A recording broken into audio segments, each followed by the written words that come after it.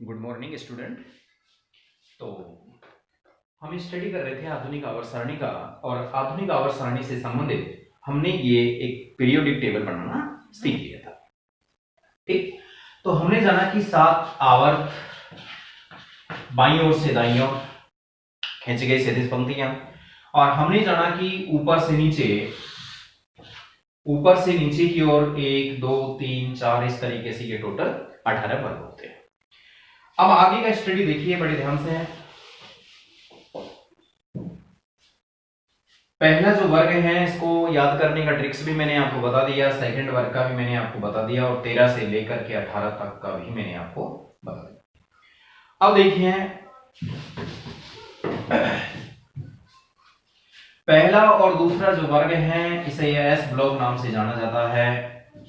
S block elements के नाम से जानते हैं, और 3 से लेकर के 12 तक के जो वर्ग हैं इनको डी ब्लॉक एलिमेंट्स के नाम से जानते हैं, और 13 से लेकर 18 तक के जो वर्ग हैं इनको पी ब्लॉक एलिमेंट के नाम से जानते हैं। जिसमें भी आपको यहां ये ध्यान रखना है, पहला जो वर्ग है इसको क्षारीय धातुओं के नाम से जानते हैं। क्षारीय धातुएं, ठीक है। क्वेश्चन कहीं से भी बनना स्टार्ट हो सकता है। अगर आपसे पूछा जाता है कि नहीं 2 क्षारीय धातुओं के नाम बताइए, तो आपको याद होना चाहिए कि फर्स्ट वर्ग में जितने भी एलिमेंट्स आते हैं ये सभी क्षारीय धातुओं के नाम से जाने जाते हैं। ठीक इसी प्रकार से दूसरे जो वर्ग हैं इनको क्षारीय मृदा धातुओं के नाम से जानते हैं। इनको हम क्षारीय मृदा धातुओं के नाम से जानते हैं। तो देखिए, ये क्षारीय मृदा धातु है।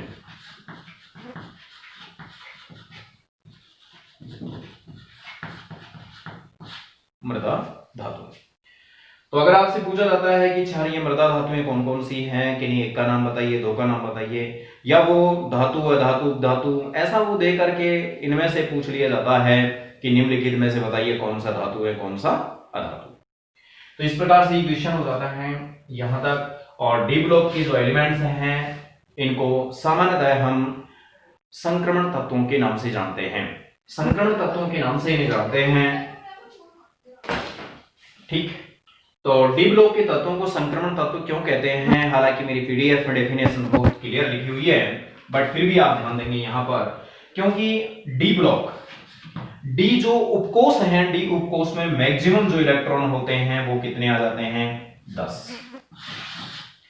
ठीक है, जब यदि डी ब्लॉक में इलेक्ट्रॉन की संख्या अगर कंप्लीट नहीं है, वो अधूरा है, ठीक है, चाहे एक ही इलेक्ट्रॉन उसमें कम है, अगर इलेक्ट्रॉन की संख्या 1 से लेकर के 9 तक है, 1 इलेक्ट्रॉन से लेकर 9 इलेक्ट्रॉन तक है, तो हम इन्हें संक्रमण तत्व कहते हैं।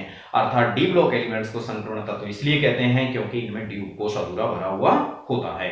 अगर डी उपकोष कंप्लीट भरा हुआ होता है तो हम इन्हें संक्रमण तत्व नहीं कहते हैं। और ऐसी जो कंडीशन या सिचुएशन लागू होती है, ये जंग कड हग, याद करने का ट्रिक्स है इसको भी, जंग कड हग, जंग जिंक कड कैडमियम हग, Hg मरकरी के नाम से इसे जानते हैं।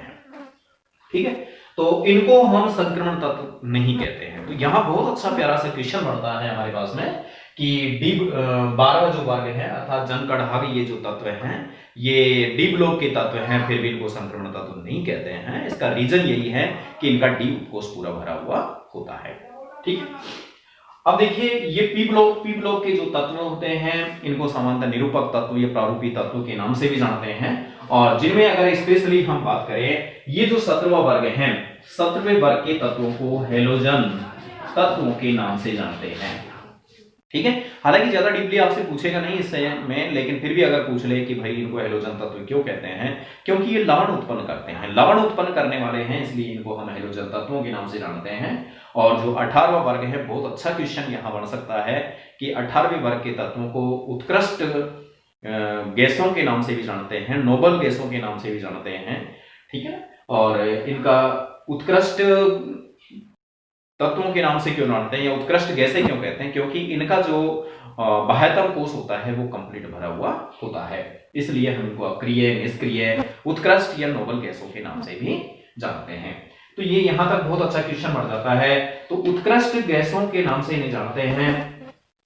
आगे देखिए, ये यहां पर जो हमारे पास में फिर क्वेश्चन बनता है, तो यहां से बन जाता है क्वेश्चन कि ये होता है एसी यार ला एसी। ये भी याद करने का एक तरीका होता है, हालांकि ये आपके लेवल के क्वेश्चन यहां से नहीं बढ़ते हैं। एक छोटा सा जो क्वेश्चन बनता है ये लेंथेनाइड और एक्टिनाइड से संबंधित, इसलिए मैं थोड़ा आपको बता रहा हूं। यहां अगर हम इसकी बात करें और इसकी बात करें, तो यहां जो इसका एटॉम नंबर होता है, परमाणु क्रमांक की बात करें, ये इसका 57 होता है, और यहां अगर हम इसकी बात करें 89 होता है। यहां पर 89 होता है और ये यहां पर इसका 57 होता है। तो अब देखिए, इसके बाद की जो तत्व हैं, इसके बाद की जो तत्व हैं वो कहां से हो गए? 58 से हो गए। देखो, ये 58 से हो गए। 58 से लेकर ये 71 तक के तत्वों की अगर हम बात करें तो 58 से लेकर 71 तक के तत्वों की बात करें तो 58 में जो तत्व होता है ये सीरियम होता है, और ये यहां पर एलयू ल्यूटेशियम होता है। तो सीरियम से लेकर के ल्यूटेशियम तक के जो तत्व होते हैं 58 से लेकर 71 तक। आप थोड़ा यहां पर ध्यान देंगे कि जो मेरी पीडीएफ फाइल है उस पीडीएफ में ये 58 की जगह गलती से 57 लिखा हुआ है, तो आप उसे 58 कर लें जी।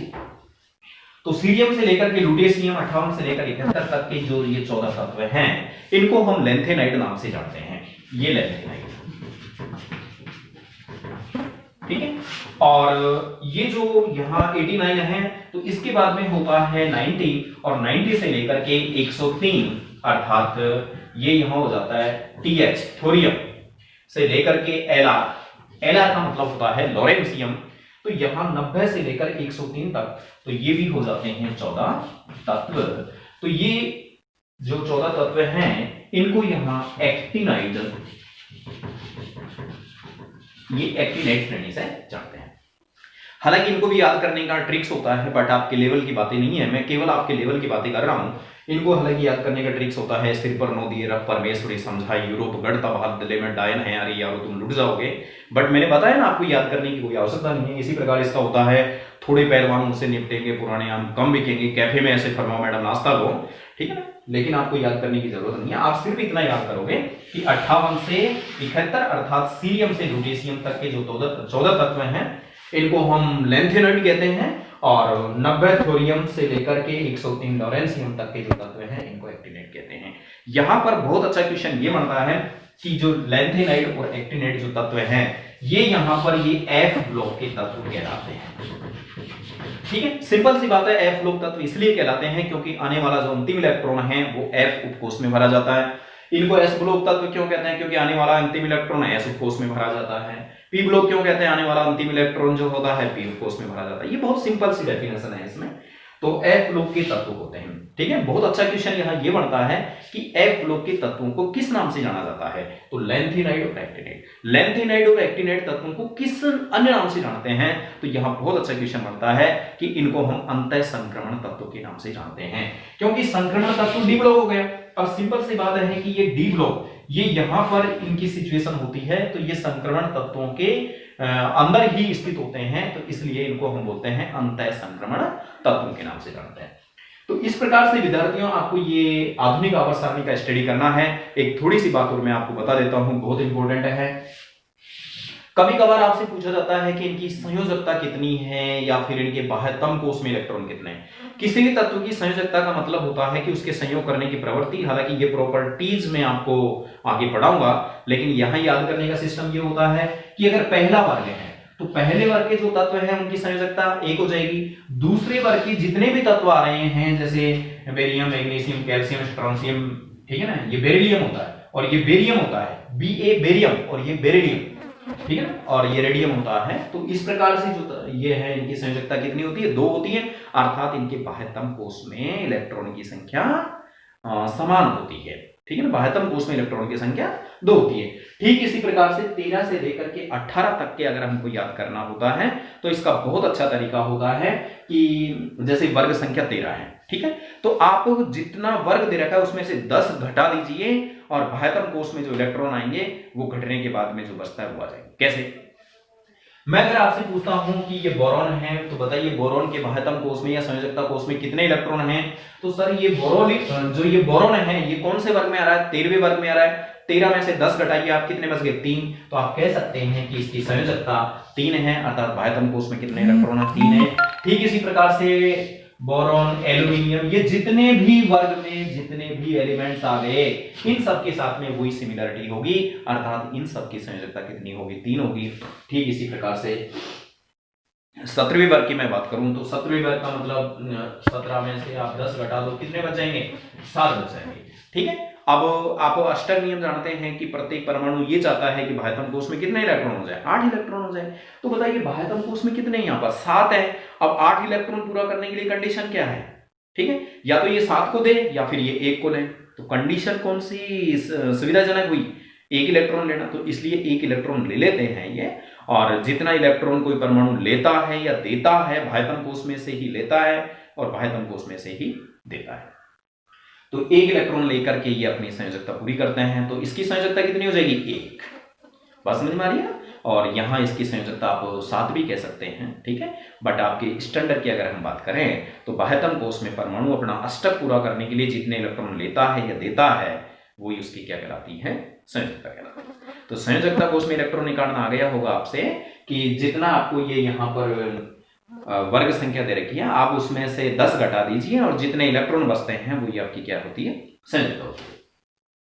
ठीक है, जैसे मैं यहाँ नाइट्रोजन, फास्फोरस, आर्सेनिक इनकी बात करूं तो ये 15वें वर्ग से संबंधित है। 10 घटा दीजिए, 5 बच जाएंगे। तो बाह्यतम कोष में कितने इलेक्ट्रॉन आ गए? 5 इलेक्ट्रॉन आ गए। ठीक है, तो ये यहाँ पर आप कंप्लीटली जितना मैंने आपको बताया है आप इसका एक बार प्रैक्टिस कर ले अच्छे से ढंग से। क्वेश्चन कैसे और पुट अप होने वाली बातें हैं ये अभी हम आगे बातें करेंगे, जिसमें हम परमाणु आकार की बात करेंगे, त्रिज्या की बात करेंगे, संयोजकता की बात करेंगे, इधर से ये बोलते हैं वांडरवाल त्रिज्या, ठीक है, और सहसंयोजी त्रिज्या, धात्विक त्रिज्या, इनके बारे में स्टडी करेंगे। और इसके साथ ही हम देखने वाले हैं यहाँ पर आयनिक पोटेंशियल, विद्युत ऋणता, इनके बारे में डिस्कस करेंगे। धात्विक अधात्विक तत्वों के बारे में डिस्कस करेंगे। यहाँ मैंने आपको ट्रिक्स पहले भी बता दी, भोले, शिव, ऐसी, तेरी, आत्मा, जय, को, सब। मैंने ये जितने भी घोड़े लगाए हैं, जो मैंने ये घोड़े लगाए हैं, इन घोड़ों का मतलब ये हो गया कि यहाँ पर ये जो तत्व हैं इनको हम उपधातु कहते हैं, और उपधातु के राइट साइड में दाईं तरफ जो भी एलिमेंट्स हो गए ये सभी अधातु हैं, और इधर की तरफ जितने भी ये आ गए ये सभी क्या है? धातु हैं। तो अब आपके समझ में आ गया होगा कि धात्विक तत्वों की संख्या ज्यादा होती है, धात्विक तत्वों की संख्या कम होती है। ठीक है, तो आराम से स्टडी कीजिए। इसके बाद में जो हमारा इंपॉर्टेंट है एग्जामिनेशन की दृष्टि से क्वेश्चन आने वाले हैं, इनको हम हमारे नेक्स्ट वीडियो में सॉल्व करेंगे। और यदि आपकी कोई प्रॉब्लम्स हैं तो आप मुझे बता दीजिए, ठीक है ना, आप पढ़ लेना, आप बता देना, कोई प्रॉब्लम होगी तो हम बिल्कुल उसका समाधान करेंगे। ठीक है, जय हिंद।